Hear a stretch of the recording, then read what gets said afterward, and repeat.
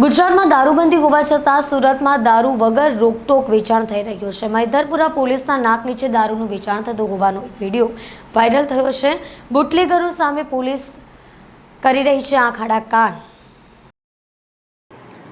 ગુજરાતમાં દારૂબંધી હોવા છતાં સુરતમાં દારૂ વગર રોકટોક વેચાણ થઈ રહ્યું છે।